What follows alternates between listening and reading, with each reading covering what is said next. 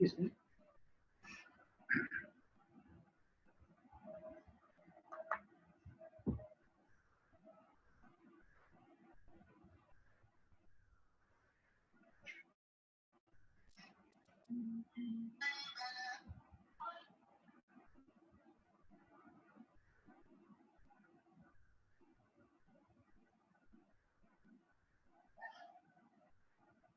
Assalamualaikum Amir Hamza sahab. You वालेकुम may start the अस्सलाम। class, sir. Okay boss.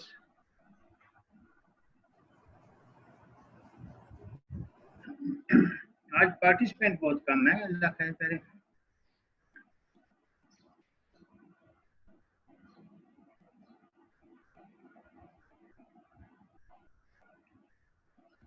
अस्सलाम वालेकुम गाइस, कैसे हैं बेटा आप लोग? होप इंशाल्लाह ठीक होंगे। जी पार्टिसिपेंट ज्वाइन कर रहे हैं बड़ी तेजी से। एक 2 मिनट उनका ज्वाइन करने का वेट कर लेते हैं और साथ ही जो है हम थोड़ा सा रिव्यू के दरअसल में चले जाते हैं। कल हमने शुरू किया था कोर्ट स्ट्रक्चर। कोर्ट स्ट्रक्चर में हमने डिस्कस किया सबसे पहले सुप्रीम कोर्ट, जो कि हाईएस्ट कोर्ट है पाकिस्तान में, also term as apex court, highest court. इसके मेन जो फंक्शन होता है एडवाइजरी होता है सब नीचे कोर्ट्स के लिए। अच्छा, फिर जो है रिव्यू और डिस्प्यूट हैंडल करती है between upper level, between lower level and between cross, यानी अपर एंड लोअर लेवल। ठीक है, यानी फेडरल लेवल पे जो है यानी सेनेट और जो है नेशनल असेंबली का डिस्प्यूट है ये अपर लेवल पे आएगा।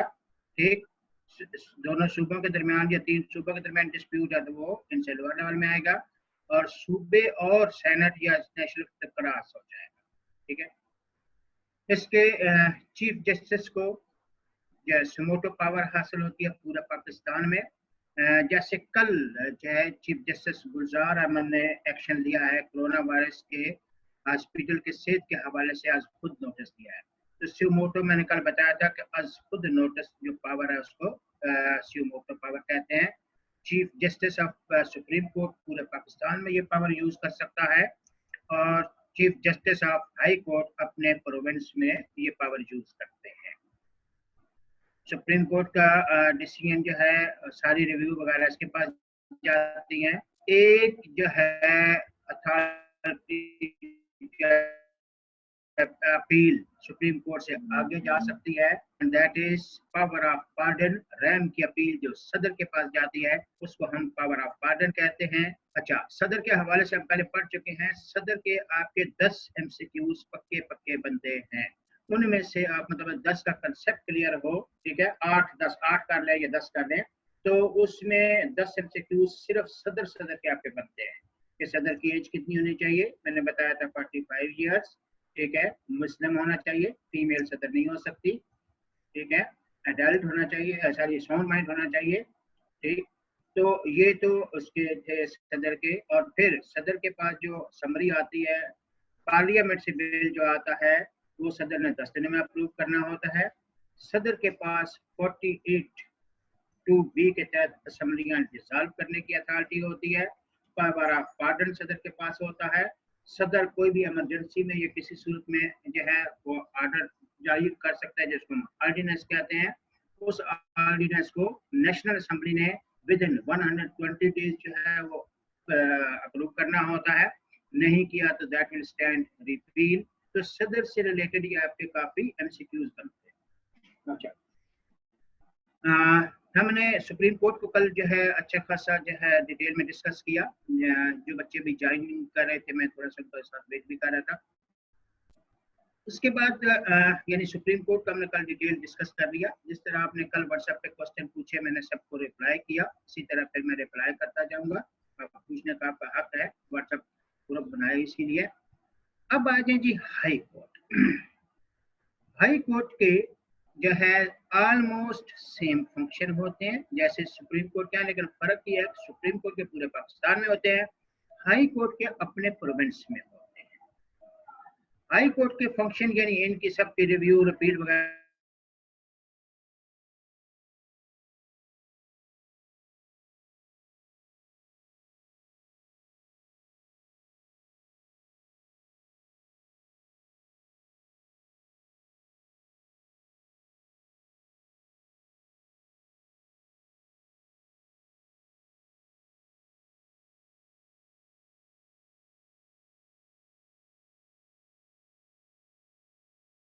रिट ऑफ हबीज कार्पस, यानी हाई कोर्ट के ये दो ज्यादा मशहूर फंक्शन है, हबीज corpus, writ of habeas corpus, और दूसरा है प्रीरोगेटिव ऑर्डर। ठीक है, हबीज कार्पस का जो कंसेप्ट आता है वो समझा देता हूँ। जब किसी शख्स को हिब्से बेजा में रखा जाता है, ठीक है, अनलॉफुल डिटेंशन, यानी उस अनलॉफुल डिटेंशन में रखा हुआ है, ना उस पे कोई केस एफआईआर काट रहा है, ना छोड़ रहे हैं, ठीक, तो आप हाई कोर्ट को अपील करते हो, हाई कोर्ट उस पर्सन को रिलीज करने का ऑर्डर जारी करती है, that is called writ of habeas corpus, that is an order of the release of a person wrongfully detained। Habeas corpus आपका एमसीक्यूज यहाँ पे 3 एमसीक्यू 4 अच्छे वाले बनते हैं। एक हबीज कार्पस का बनता है, एक प्रीरोगेटिव ऑर्डर का बनता है। मैं फिर रिपीट करता हूँ कि जैसे कोई भी ऑर्डर कोर्ट जारी करती है किसी पर्सन को रिलीज करने का जो के हिब्से बेजा में रखा हुआ है, हिब्से बेजा में कि उसका ना तो जुर्म साबित हो रहा है ना उसको छोड़ रहे हैं, ठीक है, तो इसको हिब्से बेजा में रखा कहता है, रॉन्गफुली डिटेन कहा जाता है इंग्लिश में। उसको आपने रॉन्गफुली डिटेन किया हुआ है, ना छोड़ रहे हैं, ना उस पर केस चला रहे हैं, ठीक है, ना उसका कुछ जुर्म साबित हो रहा है, तो कोर्ट जो है उसको रिलीज करने का जब ऑर्डर जारी करती है उसको हम हबीज कार्पस कहते हैं। होप आपको समझ आ गया होगा, ठीक है। हबीज कार्पस पहला फंक्शन हम जैसे हाई कोर्ट का जो कह रहे थे, that is issue writ of habeas corpus.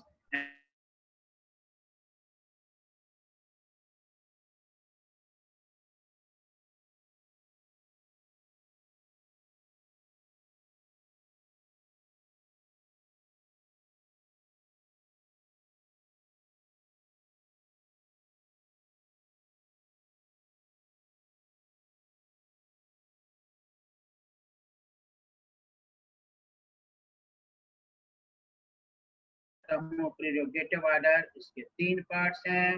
Number 1 है मैंडामस, नंबर 2 है प्रोहिबिशन, नंबर 3 है सर्चुरेरी। ठीक, mandamus basically required court the other body to carry out a public duty। जब भी कोर्ट जो है किसी दूसरी लोअर बॉडी को कोई काम या कोई ऑर्डर करती है इसको कैरी ऑन करने का, दैट इज कॉल्ड मैंडामस। ठीक है, और जब उस पर कोई कदगन लगा देती है, लिमिटेशन लगा देती है कि इस जो है किसी भी किस्म की, उसको प्रोहिबिशन कहते हैं। ठीक है, और जब उसका रिकॉर्ड रिव्यू के लिए मांग लेती है इसको सर्चुरेरी कहते हैं। आप लोगों के लिए टर्म्स थोड़ी सी टिपिकल होंगी, मैं दोबारा रिपीट करता हूँ स्कूल से। ठीक है, प्रीरोगेटिव ऑर्डर की कितनी टाइप्स हैं? 3 टाइप्स हैं, मैंडामस, प्रोहिबिशन, सर्चुरेरी। से फॉर एग्जांपल दो पार्टीज जो हैं उनका कोई इशू हुआ, दो पर्सन लड़ पड़े, अच्छा कोर्ट में केस कर दिया, अब कोर्ट केस नहीं चला रही, कोर्ट लोअर कोर्ट जो है वो केस नहीं चला रही, तो एक पार्टी चली जाती है हाई कोर्ट में कि हमारा इतना अर्सा हो गया कोर्ट केस नहीं चला रही, तो इसको केस चलाने का ऑर्डर दें। अब कोर्ट हाई कोर्ट ने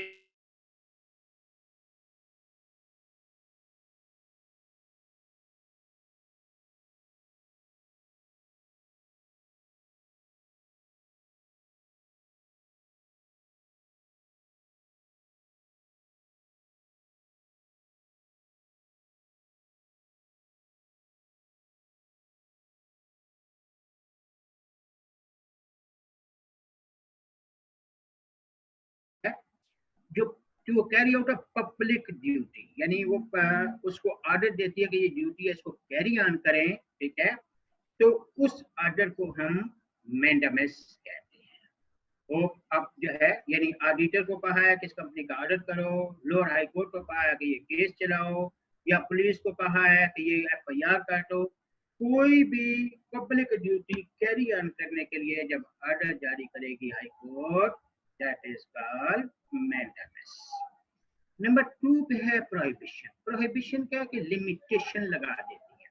से फॉर एग्जांपल वो कहते हैं कि जी ये अगर कोर्ट की बात करते हैं तो कोर्ट को कहा ये केस चलाओ, लोअर कोर्ट को जो नहीं चला रही थी, जब ऑर्डर दिया तो मैंडेमस हो गया, उसको कहा 3 महीने से ऊपर नहीं लगने चाहिए, या कोई और अब जो है विटनेस शामिल नहीं करना, यानी कोई भी लिमिटेशन जब उसमें लगा दी है तो उसको हम प्रोहिबिशन कहते हैं। जब उस पर कोई भी जो है इसमें लिमिटेशन लगाई है तो उसको हम प्रोहिबिशन कहते हैं। इसी तरह अगर ऑडिटर की बात करते हैं तो उसको बोलते हैं कोई एडिशनल डॉक्यूमेंट एक्सेप्ट नहीं करने, या जो आपने 1 महीने के अंदर इस काम को कंप्लीट करना है, ठीक है, तो कोई भी प्रोहिबिशन लगा देते हैं, लिमिटेशन लगा देते हैं तो उसको हम प्रोहिबिशन कहते हैं। तीसरे नंबर पे है सरशरीरी। सरशरीरी का मतलब ये होता है कि जो ऑर्डर कोर्ट ने दिया था, जो ऑर्डर कोर्ट ने दिया था उसका रिकॉर्ड रिव्यू के लिए मांग लिया, ठीक है, उसका रिकॉर्ड रिव्यू के लिए मांग लिया, तो उसको हम सरशरीरी कहते हैं। मैं फिर कहता हूँ कि हो सकता है आपको टिपिकल लग रहा हो, मैं थोड़ी सी और एग्जांपल दे देता हूँ, आप अपने आप पे ले लो। फर्ज किया कोई अरसलान है, उसके 2 छोटे बहन भाई हैं, दोनों आपस में किसी बात पे लड़ रहे थे, उनके कैलकुलेटर का मसला था, बहन कहती है मेरा है, भाई कहते हैं मेरा है, ठीक है, तो और उनको कोई क्वेश्चन भी समझना था, तो वो दोनों अरसलान के छोटे बहन भाई हैं, तो अरसलान के पास जाते हैं कि भाई हमारा ये मसला है, छोटी बहन कहती है कैलकुलेटर मेरा है, मैं कहता हूँ मेरा है, तो आप फैसला करें, ठीक है, और हमें ये क्वेश्चन समझना है, ये भी समझा दें। अब अरसलान ने कहा चलो चलो मेरे पास कोई टाइम नहीं है, मैं बिजी हूँ। अब हुआ क्या, वो दोनों बहन भाई पापा के पास चले गए, पापा को यहाँ भाई को समझ लेते हैं, ठीक है। अब पापा ने अरसलान को ऑर्डर दिया है कि इनका मसला हल करो, कैलकुलेटर का भी इनका डिसाइड करो और इनको क्वेश्चन भी समझाओ। तो जब पापा ने ऑर्डर जारी किया, ठीक है, मैं ये आपकी लोकल एग्जांपल से समझा रहा हूँ ताकि आपको इजी हो जाए।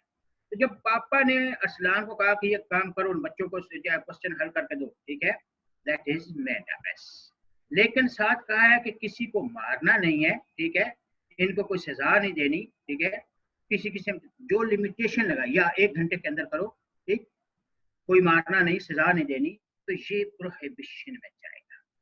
जब अरसलान अपने दोनों छोटे बहन भाई का मसला हल कर चुका, अब पापा ने कहा कि लाओ मेरे पास ले आओ कि तुम उनका क्या प्रॉब्लम था और अब आपने कैसे सॉल्व किया, वो सारी डिटेल मेरे पास ले आओ, ठीक, दैट इज सरशरीरी। होप अब आपको समझ आ गई होगी, ठीक है, नहीं समझ आई तो आप फिर भी पूछ सकते हैं, मैं जो है फिर डिटेल से समझाऊंगा। Is it okay? तो वापस हम स्ट्रक्चर की तरफ आते हैं। तो सबसे पहले हमने स्ट्रक्चर में सुप्रीम कोर्ट कल पढ़ा था, आज मैंने हल्का सा रिव्यू दिया। दूसरे नंबर पे हाई कोर्ट पढ़ा, ठीक है। हाई कोर्ट मैंने कहा था कि हर प्रोविंस की अपनी होती है, हमारे पास प्रोविंस के हिसाब से 4 जो है मेन हाई कोर्ट्स हैं, 5वीं हमारे पास जो है वो इस्लामाबाद हाई कोर्ट है, जो इस्लामाबाद और पाटा की एरियाज को देखती है, तो हमारे पास टोटल 5 हाई कोर्ट है। हर किसी का अपना अपना जो है, इस्लामाबाद हाई कोर्ट का जो है कैपिटल इस्लामाबाद में है, पंजाब हाई कोर्ट का जो है वो लाहौर में है, केपी का पेशावर में है, ठीक है, बलूचिस्तान का कोयटा में है और सिंध का कराची में है। अच्छा, इनके साथ 2 कोर्स और लिखी हुई हैं, वह है कंपनी कोर्स और बैंकिंग कोर्स। ये अब आपके सिलेबस में नहीं रहा, लेकिन फिर भी मैं हल्का सा कंसेप्ट दे देता हूँ कि हाई कोर्ट के बेंच के अंदर एक court chief justice of high court जो है वो बना देता है कि जो कंपनी कोर्ट या बैंकिंग कोर्ट के केसेस को देखता है, या अलहदा भी बेंच बनाया जा सकता है, ठीक है। तो ये इनके same authority almost high court के जो है जस्टिस के बराबर होती हैं, ठीक है। ये जितने भी बैंकिंग कोर्ट या बैंकिंग के केस देखता है और कंपनी कोर्ट कंपनी के केसेस को देखती है, ठीक है। अच्छा, ये चूंकि अब आपके उस पहले होता था आपका सिलेबस में, अब वो नहीं है, तो मैं इसका हल्का सा कंसेप्ट दे रहा हूँ। आपके एमसीक्यूज यहाँ बनते हैं, ठीक है, यहाँ 5 एमसीक्यूज मैंने जो बताए अच्छे वाले वो बनते हैं, ठीक है। जो जो आगे चलते जाएंगे बताता जाऊंगा कि एमसीक्यूज और कहाँ बनते हैं, कल भी मैंने आपको 2-3 कंसेप्ट दिए थे। अच्छा, अब आ जाए इसके नीचे हाई कोर्ट्स के नीचे कौन कौन से कोर्ट। एक है number 1 district court, guardian court और सेशन कोर्ट। मैं रिपीट करता हूँ, हाई कोर्ट के नीचे कौन कौन से कोर्ट्स हैं? डिस्ट्रिक्ट कोर्ट्स, ठीक, गार्डियन कोर्ट्स, सेशन कोर्ट। अच्छा, session court combination of district होता है, session court combination of district होता है। अच्छा, इस सेशन कोर्ट के नीचे फिर फर्दर 5 क्रिमिनल कोर्ट्स हैं। अच्छा, यहाँ पे 5 सिविल कोर्ट्स हैं, ठीक। तो हम पहले सेशन कोर्ट्स को पढ़ते हैं, फिर जो है दूसरी वाले पढ़ते हैं। सेशन कोर्ट जो है कॉम्बिनेशन ऑफ डिस्ट्रिक्ट कोर्ट होती है, ठीक है। एक डिस्ट्रिक्ट से ज्यादा जब कोर्ट होते हैं तो सेशन कोर्ट कहलाती है। इसमें मेन जो जज बैठते हैं वो 3 कहलाते हैं, ठीक है। एक सेशन जज, एक जो है एडिशनल सेशन जज और एक असिस्टेंट सेशन जज। मैं रिपीट करता हूँ, 3। अच्छा, ये नीचे डिटेल नोट्स में है, नीचे आगे डिटेल है वो नीचे जो नोट्स दिए हैं इसमें है। अच्छा, कुछ को मैंने नोट्स सेंड किए थे, अगर कोई रह गया है तो मैं आज फिर नोट्स सेंड कर दूंगा, ठीक है। इसमें परेशान होने की जरूरत नहीं, लेकिन कोशिश मैं इस तरह कर रहा हूँ कि आपको नोट्स पढ़े बगैर भी कंसेप्ट क्लियर होने चाहिए। इसमें सबसे पहले जो आप लेंगे सेशन कोर्ट। सेशन कोर्ट के जो फेमस हम लेते हैं वो एक है सेशन जज, दूसरा है एडिशनल सेशन जज और तीसरा है असिस्टेंट सेशन जज। तो सेशन जज और एडिशनल सेशन जज दोनों की पावर सेम होती है, ठीक है। सेशन जज और एडिशनल सेशन जज दोनों की पावर सेम होती है। ये हर तरह की पनिशमेंट दे सकते हैं, including sentence of death and imprisonment for life, यानी ये सारी पनिशमेंट दे सकते हैं, इंक्लूडिंग सजाए मौत और उम्र कैद, sentence of death and imprisonment for life. लेकिन ये 2 पनिशमेंट जो हैं, सजाए मौत और उम्र कैद, that is subject to the approval of high court, that is subject by the approval of high court. तो फिर रिपीट करता हूँ कि सेशन जज और एडिशनल सेशन जज दोनों की पावर सेम होती है, दोनों हर तरह की सजा दे सकते हैं, ठीक है, इंक्लूडिंग सजाए मौत और उम्र कैद, ठीक है, imprisonment for life and sentence of death, दोनों। लेकिन ये दोनों पनिशमेंट जो है, आखिरी वाली ये नहीं, सजाए मौत और उम्र कैद, that is subject to the approval by the high court. अच्छा, अब नीचे इसके हैं क्रिमिनल कोर्ट्स। क्रिमिनल कोर्ट्स हम 4 लेते हैं, मैं 5वीं में बता दूंगा। सबसे पहले है criminal court of magistrate of first class. Criminal court of magistrate of first class जो है ये 3 साल तक कैद दे सकता है, होप आपको क्लियर होगा। 3 साल तक कैद, 15,000 रुपए जुर्माना और पनिशमेंट ऑफ व्हिपिंग, लैशेस, कोड़े मारना। यानी मजिस्ट्रेट ऑफ फर्स्ट क्लास जो है वो कितनी सजा दे सकता है? अप टू 3 इयर्स, 3 साल तक, और 15,000 रुपए जुर्माना और स्टिपेज, लैशेस, ठीक है, स्टिप, कोड़े मारना। तो इसका मतलब है, अच्छा, यानी यहाँ criminal court of magistrate of first class में इसमें 3 एमसीक्यूज अच्छे वाले बनते हैं। सेशन कोर्ट में 3 अच्छे बनते हैं, यहाँ 3 अच्छे बनते हैं, ठीक। कि जो है criminal court of magistrate of first class कितनी पनिशमेंट दे सकता है? 3 साल। जुर्माना कितना कर सकता है? 15,000 और लैशेस, व्हिपिंग, कोड़े। दूसरे नंबर पे है criminal court of magistrate of second class, ये 1 साल तक सजा दे सकता है, 5,000 रुपए जुर्माना, ठीक। लेकिन लैशेस यहाँ नहीं है।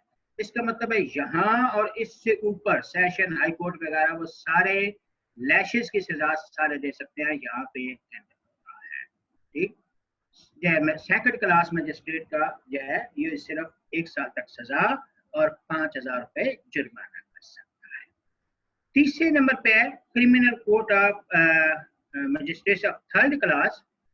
ये मजिस्ट्रेट ऑफ थर्ड क्लास जो है ये 1 महीने तक सजा, ठीक, और 1,000 रुपए तक जुर्माना कर सकते हैं। 1 मंथ यह है पनिशमेंट और 1,000 रुपए जुर्माना कर सकते हैं। अच्छा, यहाँ पे बुकों में 100 रुपीज लिखा हुआ वो अमेंडेड है, 1,000 है।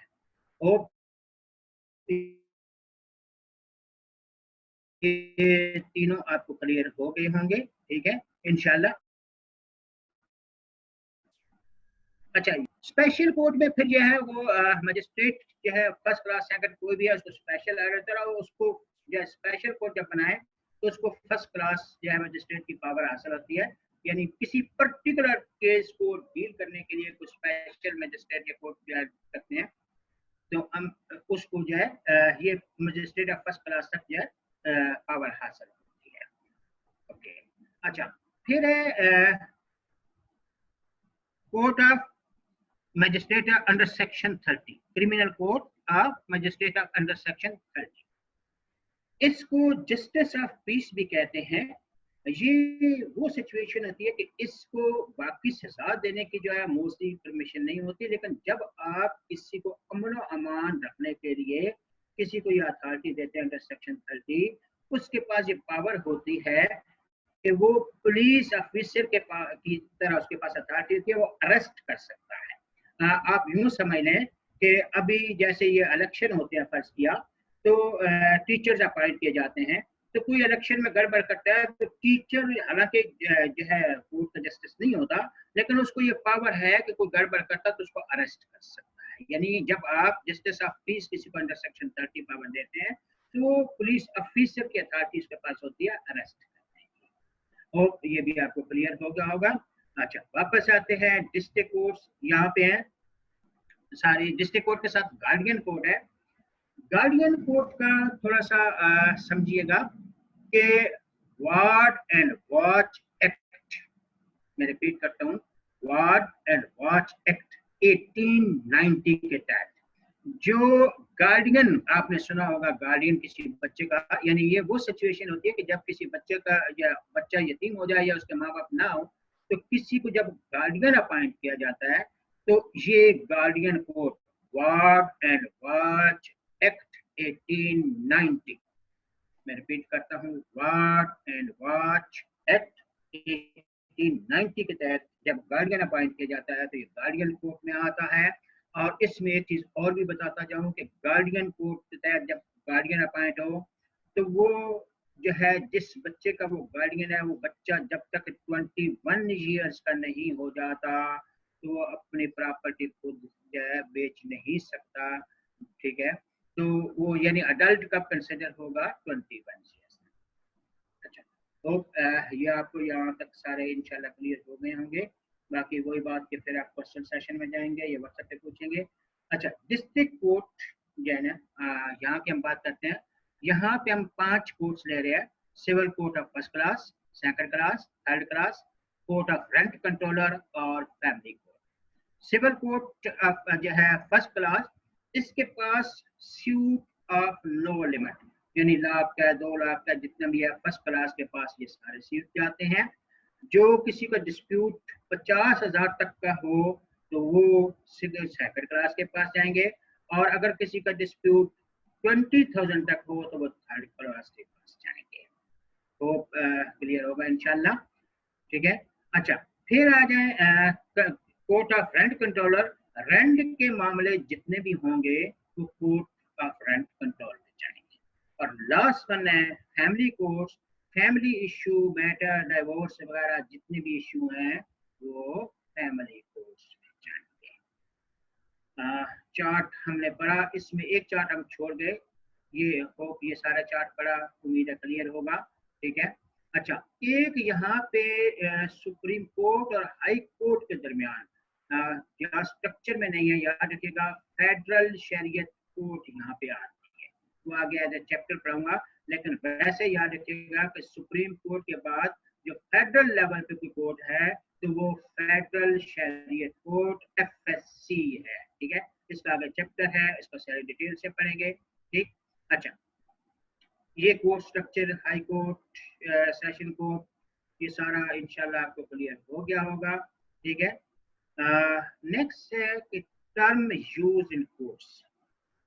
Term use in courts, 4 term use होती हैं। सबसे पहले है court of first instance. Court of first instance. Court of first instance का मतलब यह है कि फर्ज कर रहे हैं शुबाज और साबर आपस में लड़ पड़े, तो जहां पे उनका फर्स्ट टाइम जिस कोर्ट में केस चला है उसको हम कोर्ट ऑफ फर्स्ट इंस्टेंस कहेंगे। ठीक है, शहबाज और साबर की लड़ाई हो गई, जिस कोर्ट में उनका फर्स्ट टाइम केस चला है उसको हम कोर्ट ऑफ फर्स्ट इंस्टेंस कहते हैं। जब उस कोर्ट से फैसला हो गया, कोई एक पार्टी पर जो है उससे मुतमिन नहीं है, तो वो उससे अगले कोर्ट में जो है अपील कर देती है, तो वो अपीलेट कोर्ट होती है। ठीक है, अपील जब करते हैं तो उससे मोस्टली उससे ऊपर वाली जो अपील कोर्ट में करते हैं। तो जब आपने जिस कोर्ट में फैसला हुआ पहली दफा, वो कोर्ट ऑफ फर्स्ट क्लास कहलाएगी, फर्स्ट इंस्टेंस। और जहां पे आप मुतमिन नहीं हुए, आगे अपील की, तो वो अपीलेट कोर्ट कहलाएगी। अब जब अपील में जाते हैं तो फिर दो बातें होती हैं। एक तो डिसीजन रिवर्सल, यहाँ पे लिखा हुआ है डिसीजन रिवाइज्ड। डिसीजन रिवर्सल या डिसीजन रिवाइज्ड वो सिचुएशन कि जिस पार्टी ने अपील की थी उसके हक में फैसला आ जाता है, या कोर्ट जो फैसला था कोर्ट ऑफ फर्स्ट इंस्टेंस का उसको चेंज करती है, तो उसको डिसीजन रिवाइज्ड कहते हैं। से फॉर एग्जांपल वही साबर और इसकी शहबाज की लड़ाई हुई थी। ठीक है, शहबाज ने इसका सर काट दिया, तो अब जो है शहबाज को सजा हुई 3 साल कैद और 10,000 जुर्माना या 20,000 जुर्माना। ठीक है, अब हुआ ये कि उसने अपील की, तो कोर्ट ने अगली जिसमें अपील करते हुए अपीलेट कोर्ट है, अब वहां पे कोर्ट ने देखा कि इसको सजा ज्यादा दी गई है, उसको 2 साल या 1.5 साल कम कर यानी कर दिया है, 3 साल के बजाय कम कर दी है। इसको डिसीजन रिवाइज्ड कहते हैं। अच्छा, एक चीज यहाँ पे और बता दूं कि अगर यहाँ पे कोर्ट ने वो फैसला जो है वही बरकरार रखा है, 3 साल कैद और 20,000 जुर्माने वाला, उसको अपहेल्ड कहते हैं। उसको क्या कहते हैं? अपहेल्ड कहते हैं। थोड़ा सा हो सकता है आप लोगों के लिए, क्योंकि डायरेक्ट इंटरेक्शन नहीं है, मैं लाइक करता हूँ कि बच्चे डायरेक्ट इंटरेक्शन करें, लेकिन यहाँ सिस्टम ऐसा नहीं है। मैं ज्यादा कोशिश करता हूँ कि बच्चे जब डायरेक्ट इंटरेक्शन करते हैं तो मुझे थोड़ा सा समझाने में और आसानी हो जाती है। यहाँ पे जिस तरह आपने क्रिकेट देखते होंगे कि अगर एक बैट्समैन जो है वो आउट हो गया, ठीक, और उसने रिव्यू मांग लिया, रिव्यू में थर्ड अंपायर ने कहा कि भाई ये तो आउट नहीं है, नॉट आउट है, तो ये डिसीजन रिवर्स में चला जाएगा। लेकिन अगर उसने कहा कि हाँ ये आउट ही है, ठीक है, तो फिर डिसीजन अपहेल्ड, यानी जो डिसीजन फर्स्ट कोर्ट ने दिया उसको रिवाइज करते हैं तो डिसीजन रिवाइज, और अगर उसी को बरकरार रखते हैं तो डिसीजन अपहेल्ड। मेरा ख्याल आपको इस गेम से, क्रिकेट से आपको समझ आ गई होगी, तो इंशाल्लाह कंसेप्ट क्लियर होगा। अच्छा, इसी का एक चीज और है, डिसीजन ओवररूल। डिसीजन ओवररूल का कंसेप्ट यह है कि जब कोर्ट देखती है कि लोअर कोर्ट का फैसला सही नहीं था या मैट्रिक्स सही अप्लाई नहीं हुए, तो वो उसको काले दम करार देती है, ठीक है, ओवररूल कर देती है और नए सिरे से केस चलता है। हम यूं समझते हैं कि जैसे आप लोग अगर फिल्में देखते हैं तो बजाय मोहम्मद अली ने गोली मारी और जो है वो विलन मर गया, तो हमारे पास प्राइमा फेसी एविडेंस क्या है? प्राइमा फेसी वो एविडेंस जिसकी बात बेस पे हम केस चलाते हैं। तो गोली तो बजाय बंदूक मोहम्मद अली ने उठाई हुई है, ठीक है, उससे उसने जब फायर किया, तो हमारे पास प्राइमा फेसी एविडेंस जो था, ठीक है, जिसकी बेस पे कोर्ट फर्स्ट जो है उसमें केस चला। बेटा सिर्फ 1 मिनट होल्ड कीजिएगा, अजान शुरू हो गई है।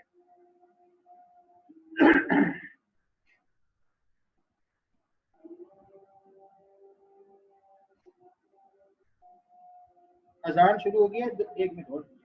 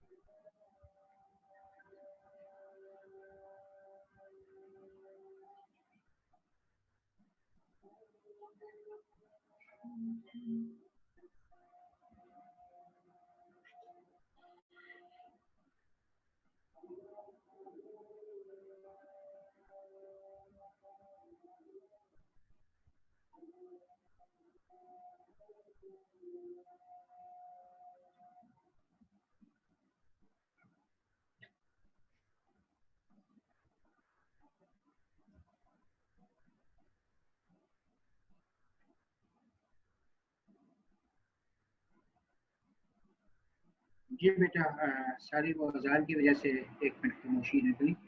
अच्छा, तो हमने एग्जांपल शेयर की कि डिसीजन ओवरलोड। डिसीजन ओवरलोड का मैं आपको एक लोकल एग्जांपल देता हूँ। जैसे आप अक्सर देखते हैं कि हीरो ने यानी मोहम्मद अली ने गोली चलाई और विलन को लगी, वो मर गया।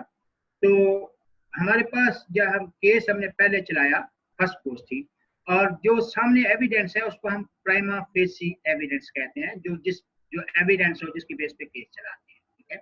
अच्छा, अब हुआ ये कि जब कोर्ट में फैसला गया तो वहां अक्सर आपने ड्रामों में देखा होगा कि जब जो है फैसला दे चुका, बाद में पता चला कि जिस गोली से वो विलन मरा था वो तो मोहम्मद अली की थी नहीं। मेरी बात समझ आ रही है? हालांकि कोर्ट ने मोहम्मद अली को जो है फर्ज के सजाए मौत सुना दी, तो बाद में पता चला कि ये जिस गोली से मरा वो तो मोहम्मद अली की बंदूक से थी ही नहीं।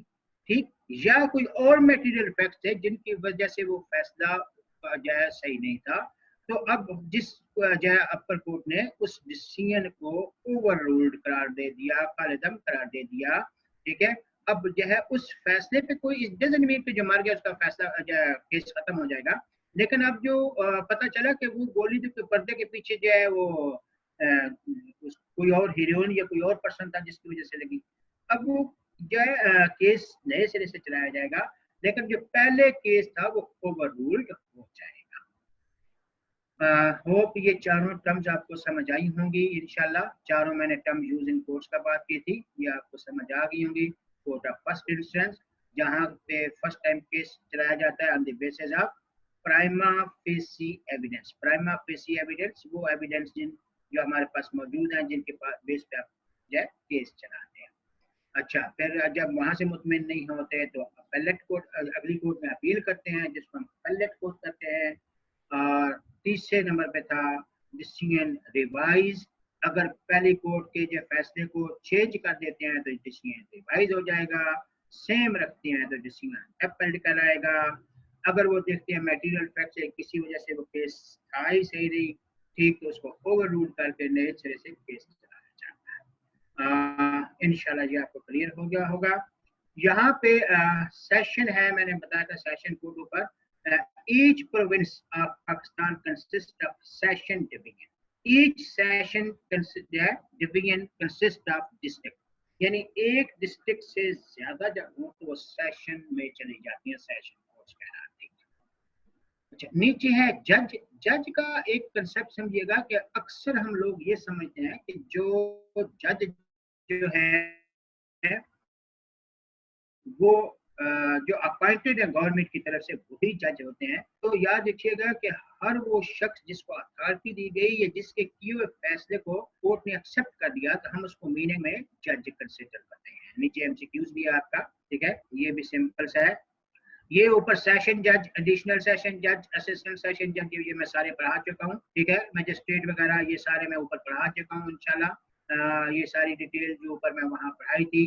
सुप्रीम कोर्ट हम पढ़ चुके, हाई कोर्ट हम पढ़ चुके। ठीक है, कंपनी कोर्ट अब आपके कोर्स में जो केस में नहीं है, इसको हम स्किप करेंगे। अच्छा, बाकी चीजें मेजॉरिटी फैमिली कोर्ट्स मैंने आपको बताया था। अच्छा, इसमें और चीजें फैमिली कोर्ट्स हो गया, अदर ट्राइब्यूनल्स जो है वो भी अब, हाँ, अदर ट्राइब्यूनल में सिर्फ हम पढ़ेंगे फेडरल शरीयत कोर्ट, जो मैंने ऊपर बताया था, FSC फेडरल शरीयत कोर्ट। इसकी कॉम्बिनेशन समझिएगा, इसमें आपके भी MCQs अच्छे बन सकते हैं। इट कंसिस्ट ऑफ 8 मुस्लिम जज, ठीक है, कितने, 8 जज होते हैं, ठीक है। एक उनका चीफ जस्टिस होता है, 3 उलेमा होते हैं और 4 अदर स्कॉलर्स होते हैं, ठीक है, 4 अदर जज होते हैं जिनका एक्सपीरियंस हो इस फील्ड में। तो टोटल कंपोजिशन कितनी हुई, 8, ठीक। उनमें से एक चीफ जस्टिस, 3 उलेमा और 4 अदर जजेस, ठीक है। तो ये हम जो है इनकी हायरार्की लेते हैं, टोटल 8 हैं। अच्छा, इनके पास जो पावर है वो पावर ये है कि ये आर्टिकल 203 D-1 के तहत कोई भी काम जो इस्लाम के अगेंस्ट हो रहा हो उसको न सिर्फ रोक सकते हैं बल्कि अपना लॉ प्रिवेल करेंगे, ठीक है। ये आर्टिकल 203 D-1। अच्छा, ये आर्टिकल 203 D-1 जो है वो कॉन्स्टिट्यूशन ऑफ पाकिस्तान 1973 है, ठीक है। अच्छा, एक चीज थोड़ी सी और याद आई, हमने ऊपर सोर्सेज ऑफ लॉ पढ़े। कोई बच्चा बता सकता है कि कानून और आइन में क्या फर्क है? तो याद रखिएगा, चूंकि भी आप डायरेक्ट मेरे साथ इंटरेक्ट नहीं है तो इसलिए आप मुझे रिप्लाई मुझे आपका नहीं मिलेगा कानून और आइन में। तो कानून जो लॉ है, जो एक्ट है, वो सारे हमने ऊपर पढ़े। आइन की जब भी बात होगी तो याद रखिएगा कॉन्स्टिट्यूशन कहते हैं। हमारे पास आइन जो है वो 1973 है। तो इसका मतलब है जो भी कानून, जो भी चीजें बनाई जाएंगी वो कॉन्स्टिट्यूशन ऑफ पाकिस्तान 1973 के पैरामीटर्स के तहत बनाई जाती है। यानी मेन हम जिसको रूल बनाते हुए फॉलो करते हैं तो वो कॉन्स्टिट्यूशन ऑफ पाकिस्तान 1973 है, आइन पाकिस्तान का जो है। अच्छा, अब वापस आते हैं इस पे कि यहाँ पे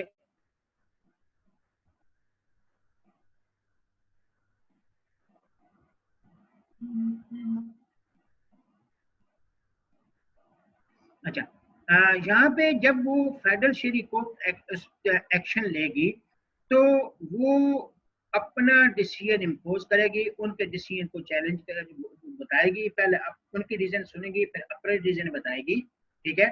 अब होगा क्या कि 2 सूरतों तक वो अपना डिसीजन इम्पोज नहीं करेंगे। हो सकता है आपके जेल में हो कि कौन सा ऐसा केस होते हैं, जैसे फर्ज कर रहे हैं किसी मुआशरे में, एक मुआशरे में लोग रह रहे कहते हैं जी हमारे यहाँ तो मुर्दा जानवरों का गोश्त जायज है या पिग का जायज है, तो वहां कौन हरकत में आएगा, फेडरल शरीयत कोर्ट, ठीक। इसी तरह कोई शादी कोई और इश्यू हो तो जहां भी कोई ऐसा कानून बन रहा है या प्रिवेल हो रहा है जो that is pregnant to Islamic law, तो वहां पे ये कोर्ट हरकत में आएगी। उनको उनकी रीजन सुनने के बाद अपनी रीजन जो सुनाएगी, ठीक है।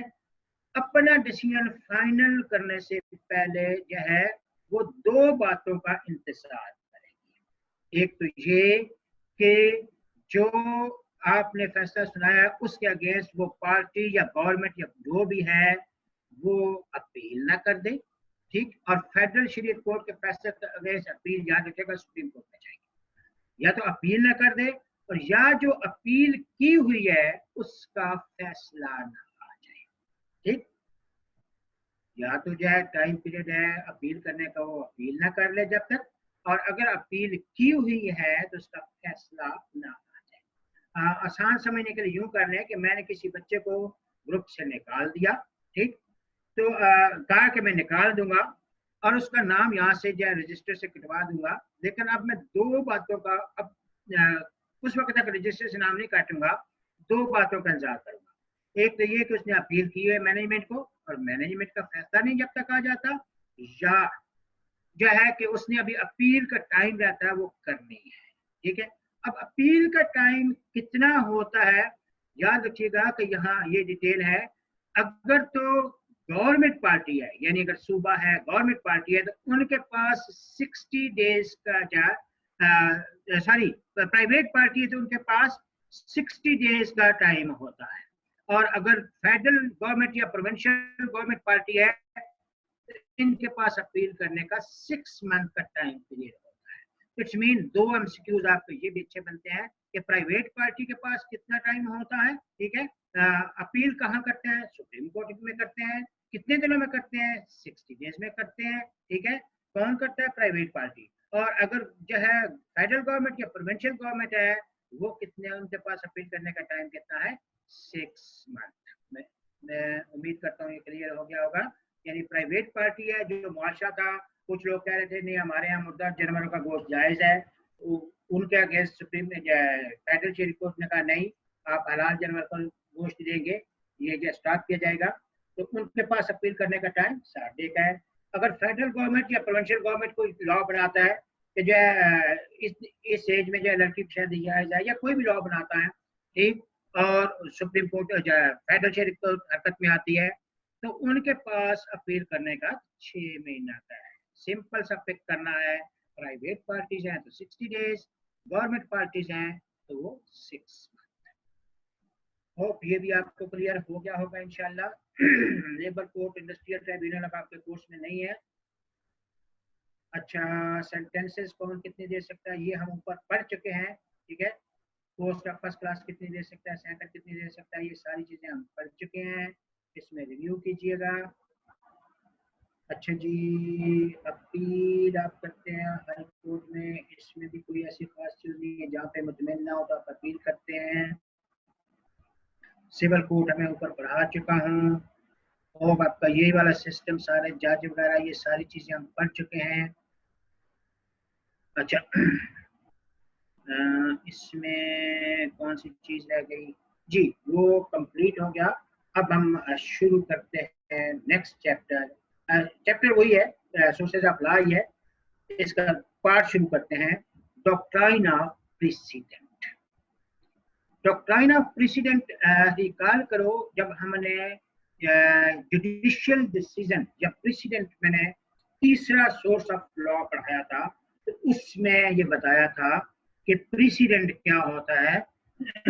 वो सिचुएशन कि जब जज के पास कोई केस आता है और मेन लॉ उस पर खामोश होता है, तो जज मिल के कोई फैसला करते हैं, ठीक है, और फिर अपने जजेस के लिए ये बाइंड कर देते हैं कि आइंदा अगर इनके पास कोई ऐसा केस आए तो इस लॉ को फॉलो करना है, तो इसको हम प्रेसिडेंट कहते हैं, ठीक।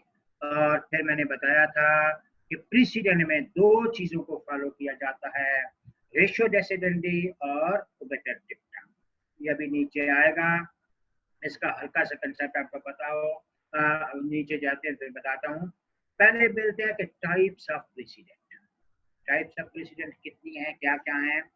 सबसे पहले आती है ओरिजिनल प्रेसिडेंट। ओरिजिनल प्रेसिडेंट वो प्रेसिडेंट जो फर्स्ट टाइम जजेस ने मिलकर बनाई, उसको हम ओरिजिनल प्रेसिडेंट कहते हैं, ठीक है। Original president is one which creates and applies a new rule. जैसे कोई फर्स्ट टाइम डीएनए टेस्ट हुआ या फिंगरप्रिंट्स के टेस्ट हुआ, या कोई भी फर्स्ट टाइम जब कोई जज मिलकर कोई डिसाइड करते हैं, तो उसको हम ओरिजिनल प्रेसिडेंट कहते हैं। होता यह है कि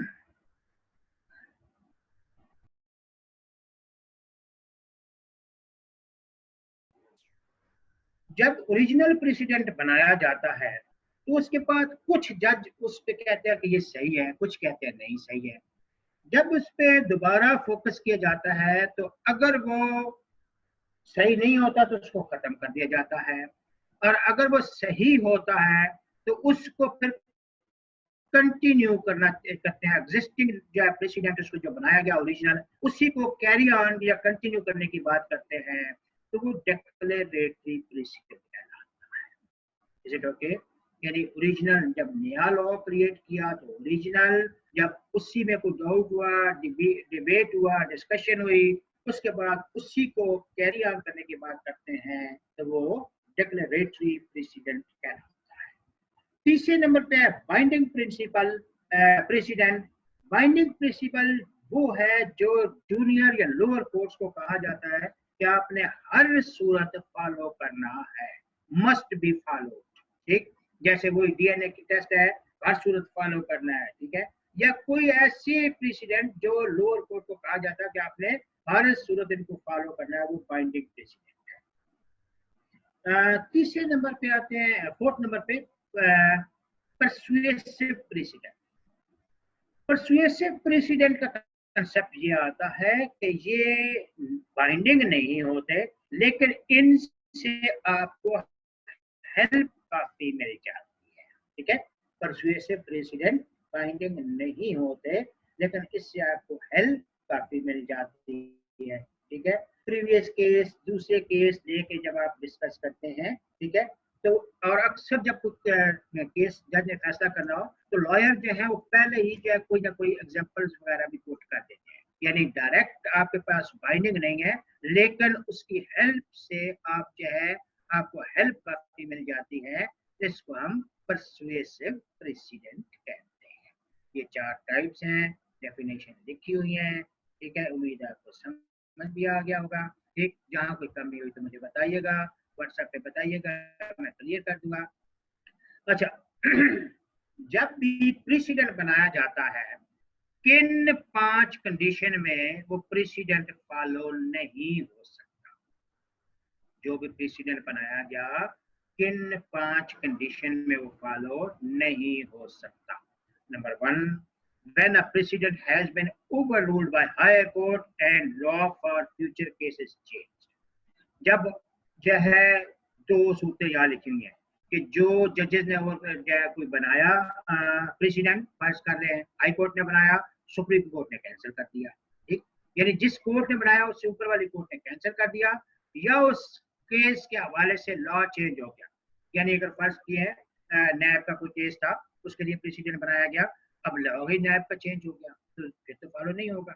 अच्छा, इसी तरह दूसरे नंबर पे है when a president has been overruled by statute, यानी स्टेट्यूट क्या होता है? Act of parliament.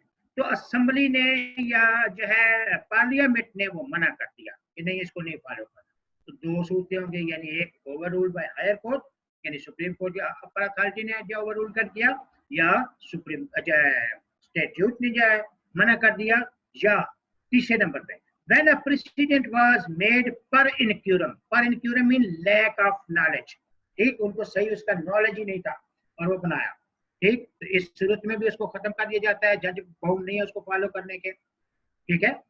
यानी जब when a precedent was made per incurrum through lack of knowledge।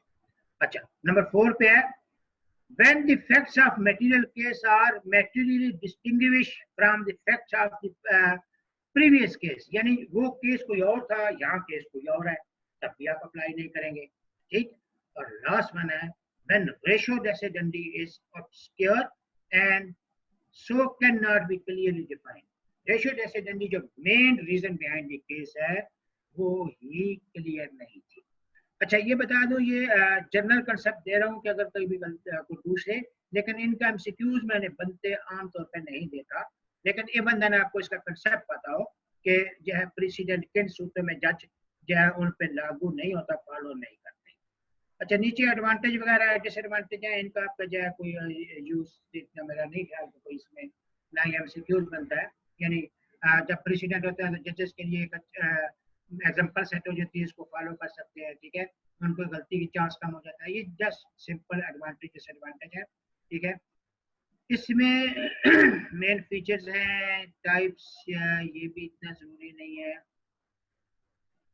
अच्छा जी, एक चीज यहाँ पे बताता चाहूँ कि रेशियो डेसिडेंडी और वेटर डिक्टा मैंने बड़ा क्लियर बताया था, जहाँ किसी को यहाँ पे आपके कोई एमसीक्यूज नहीं बनते, इसलिए मैं इसको थोड़ा सा इस्तेमाल कर रहा हूँ। रेशियो डेसिडेंडी और वेटर डिक्टा मैंने बहुत क्लियर बताया था, जिस बच्चे को अब भी समझ ना आए मैं फिर समझा दूंगा, ठीक है। तो अब हमारे जब उसमें क्वेश्चन आंसर का जो सेशन शुरू हो रहा है, रेशियो डेसिडेंडी वगैरह सारे हमने पढ़ लिए, इसके टाइप्स हमने पढ़ेंगे, मेन चीजें जो है हम सारी कवर कर चुके हैं। बस एक छोटा सा हमारा 15 मिनट का लेक्चर और है इसमें, तो पाकिस्तान लॉ में हम पहले पढ़ चुके हैं, लेकिन फिर भी थोड़ा सा इसका हल्का सा कंसेप्ट और दूंगा, तो इंशाल्लाह ये हमारा एंड हो जाएगा। नेक्स्ट क्लास में फिर जो है हम इसको थोड़ा सा रिवाइज करके आगे कंट्रैक्ट एक्ट शुरू करेंगे। अच्छा, इसमें मैं क्वेश्चन आंसर्स की तरफ आता हूँ जी। क्वेश्चन आंसर हमारे आगे, ये खुदा आपका भला करे। सबसे पहले अस्सलाम वालेकुम, ठीक है, वालेकुम सलाम, आ जाए जी क्वेश्चन जी आके। अच्छा, वालेकुम सलाम, ये तो क्वेश्चन नहीं है। अच्छा, हम आए, ठीक है, थैंक यू। अच्छा ठीक है सर, अच्छा जी, अच्छा, वॉइस लो सर, ग्रुप में वॉइस की वजह से प्राइवेसी लगा दी गई है, तो हम कैसे डिस्कस कर सकते हैं? बेटा, मैंने तो ग्रुप बनाया था आप लोगों के लिए कि आप लोग मुझसे क्वेश्चन पूछें, डिस्कस करें, मेरे अच्छे अच्छे बच्चे हैं, ताकि उनको कोई प्रॉब्लम ना हो। लेकिन अब होता ही है कि 1 2 4 की वजह से फिर सारे ग्रुप को सजा मिलती है। फिर अब आप खुद ही हाल बताएं कि मैं क्या करूं। ठीक है, मैंने तो ये आपको ओपन चांस किया था, ग्रुप आपके लिए बनाया था, और मकसद ये बनाने का था कि आप लोग जो है पूछें, डायरेक्ट क्वेश्चन पूछें। मैं तकरीबन ये भी चाहता हूँ कि यहाँ भी आप डायरेक्ट पूछें, ताकि मुझे बताने में आसानी हो। ठीक, अब जाहिर है 1 2 4 की वजह से फिर सबको सजा मिलती है, मैं क्या कर सकता हूँ। कोशिश करता हूँ उसको कुछ 1 2 दिन ओपन करके देखता हूँ, फिर ऐसा हुआ तो फिर जाहिर है हर किसी ने ऐसा करना ही है। अच्छा, how to raise a question, WhatsApp only admin mate. हाँ जी, अब ज़ाहिर आप एडमिन को बोलेंगे, वो अब मुझे बताएगा। Please share these notes. हाँ जी, ये मैं नोट्स शेयर कर दूंगा, बेफिक्र रहें। अच्छा, अच्छा ठीक है जी, मेहरबानी जी। अच्छा, सर श्रेणी रिपीट एक करने सर श्रेणी का बेटा मतलब ये होता है कि जब कोर्ट किसी को कोई आर्डर जारी करती है और उसको फिर रिव्यू के लिए, जब आर्डर जारी किया कि ये काम करो, ठीक है, या आर्डर का कहा, या पुलिस को कहा तैयार काटो, या लोअर कोर्ट को कहा केस चलाओ, तो जिसको जो ऑर्डर देती है उसकी जब रिपोर्ट मांग लेती है तो उसको सर श्रेणी कहते हैं। अच्छे, नेक्स्ट आते हैं जी। हाई कोर्ट के फंक्शन क्लियर नहीं हुए सर, दोबारा में समझा दें। हाई कोर्ट के फंक्शन दो मेन मैंने बताए थे, एक हबीस कार्पस बताया था, एक प्रीरोगेटिव ऑर्डर बताया था।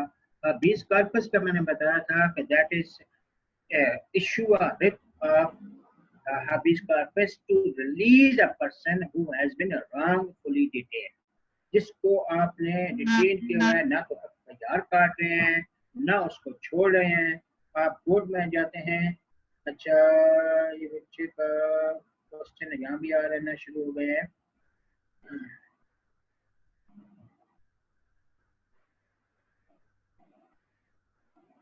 चलिए मैं समझाता जाता हूँ।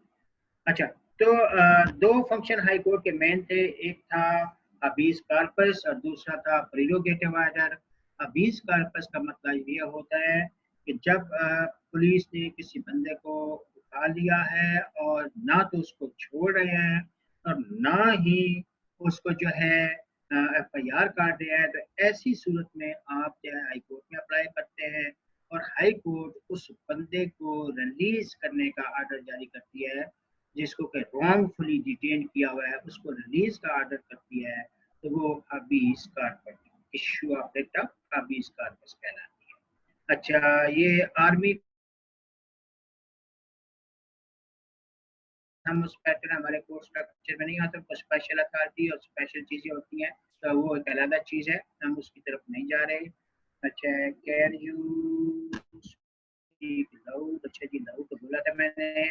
Sir who is Arsalan? Arsalan मैंने एक आर्टिफिशियल पर्सन लिया था आपको समझाने के लिए। अच्छा जी sir, sir who is assistant session जज? असिस्टेंट सेशन जज यानी जब आप सेशन जज से पहले यानी तरक्की होती है, पहले आप जज लोअर थे, डिस्ट्रिक्ट जज थे, फिर इसी तरह आप जो है असिस्टेंट सेशन जज बने। असिस्टेंट सेशन जज को, असिस्टेंट सेशन जज की मेरे ख्याल में बताना भूल गया हूँ। असिस्टेंट सेशन जज जो है पनिशमेंट दे सकता है up to 7 years। Assistant session जज पनिशमेंट दे सकता है अप टू 7 years, इससे ऊपर नहीं दे सकता। अच्छा, what is the lashes? Lashes mean कोड़े मारना। लैशेस का मतलब है कोड़े मारना। जिस किसी ने शराब पिया हो या कोई ऐसा सजा, तो उसको कोड़े मारता है लैशेस। अच्छा, यहाँ भी है sir, what is lashes? Lashes मैंने कहा है कोड़े मारना। बेटा कोड़े कभी सुना है कि इसको कोड़े मारे जाएंगे? कोड़े, लैशेस, जिस तरह कोई शराब पिया, ये जिस तरह ये इस्लामिक लॉ में बेसिकली होता है कि जहाँ पे कोई जुर्म हो तो उसको लैशेस मारे जाते हैं, स्टिप्स भी कहते हैं, कोड़े मारना। अच्छा जी सर, असिस्टेंट सेशन जज की अथॉरिटी बता दें। असिस्टेंट सेशन जज मैंने कहा कि 7 साल तक की सजा दे सकता है और लैशेस भी दे सकता है। अच्छा sir, please repeat district courts. District courts 5 बताई थी मैंने। फर्स्ट क्लास जज जो अनलिमिटेड सूट, सेकंड 50,000 तक, थर्ड 20,000 तक, रेंट ऑफ कंट्रोलर और लास्ट ऑफ फैमिली कोर्ट। अच्छा सर, प्लीज ये सिविल कोर्ट्स मैंने बता दिया। गार्डियन कोर्ट रिवीज करते हैं। गार्डियन कोर्ट बेटा, जब कोई बच्चा यतीम हो जाता है या पेरेंट्स नहीं रहते, तो उसको कोर्ट के तहत वार्ड एंड वॉच एक्ट 1890 कहा जाता है। उसके तहत जब guardian appoint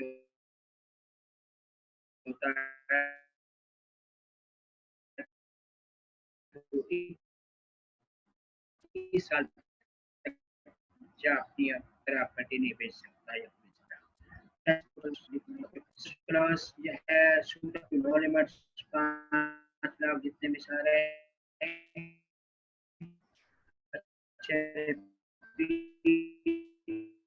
district court rent के मामले जितने भी होते हैं, ये रेंट के इशू, तो रेंट के लिए कोर्ट बनी होती है, वहां चाहते हैं। रेंट मीन जहाँ पे आप कोई चीज किराए पे देते हैं, मकान वगैरह, तो उसका इशू होता है, रेंट कंट्रोल बोर्ड होती है। अच्छा sir, please repeat special case magistrate court ये ऊपर कुछ के। अच्छा, अस्सलाम वालेकुम सर, स्ट्रक्चर में डिस्ट्रिक्ट के पॉइंट्स समझा दें, वो ऊपर बता चुका, रिपीटेड क्वेश्चन आ रहे हैं।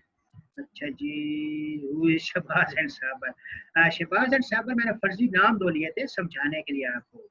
अच्छा सर, यस ये एग्जांपल थी। टाइप ऑफ डिस्ट्रिक्ट को बता चुका। मूवी नेम, मूवी नेम मैंने वैसे एक फर्जी, बहुत सी मूवी है, मैंने तो वैसे मूवी की एग्जांपल दी थी। अच्छा सर, डिस्ट्रिक्ट मोर देन 2 जितने भी हो, कोई ऐसा इशू नहीं है सर। कुछ समझ नहीं आ रहा, क्यों मिक्स हो रहा है भाई? मैं तो इतनी डिटेल से बता रहा हूँ। काइंडली सर आज के लेक्चर का रिव्यू दे दे। ठीक है सर, कमर्शियल के मेरे बेटा मैं बुक आपको भेज चुका हूँ, पता नहीं या तो यार न्यूज के कमर है या पता नहीं, मैं सब डिटेल बता चुका हूँ।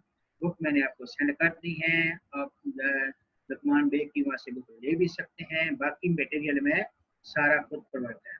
अच्छा, रिपीट अगेन प्लीज। क्या रिपीट करूँ जी? Sir kindly speak.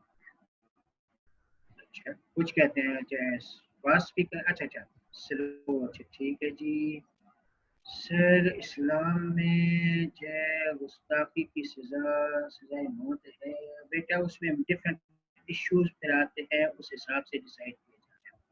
अच्छा जी, अगर एफएससी कोर्ट का फैसला टर्न कर देती है सुप्रीम कोर्ट या मीडिया को कर देती है, तो फिर क्या? नहीं बेटा, सुप्रीम कोर्ट या इस्लाम के अगेंस्ट नहीं जा सकती। अच्छा सर, इस्लाम के कोई बेटा, ये कुछ इशू पॉलिटिकल कुछ है, तो ये ऐसी चीजें आती हैं, वह इसको आप पॉलिटिकल इश्यूज को ना दरमियान में लाएं। अच्छा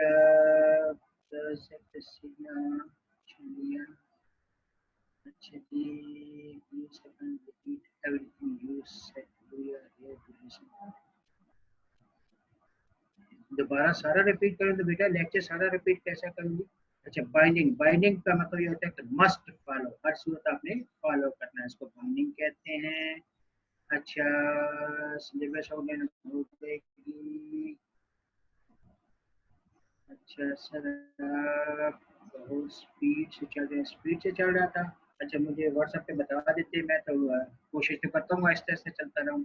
डॉक्टर प्रेसिडेंट आपने बहुत स्पीड से दिया। अच्छा चले मैं आहिस्ता कर दूँगा नेक्स्ट लेक्चर में।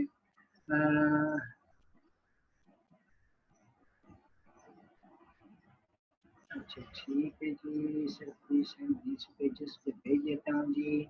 डिक्लेरेशन प्रेसिडेंट जी ठीक है। दिसिंग ओवरऑल। अच्छा जी, खुदा को भला करे। काइंडली स्ट्रक्चर ऑफ पीडीएफ अच्छा भेज देता हूँ।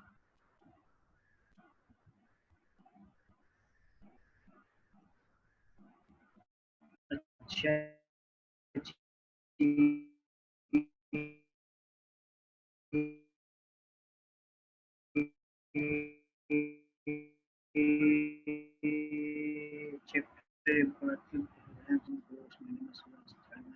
थर्ड वन से शेरी। अच्छा जी, मेरा ख्याल अब आपका टाइम ओवर हो गया है। व्हाट्सएप पे पूछिएगा, मैं व्हाट्सएप पे आपको समझा दूंगा। हरी साहब। जी सर।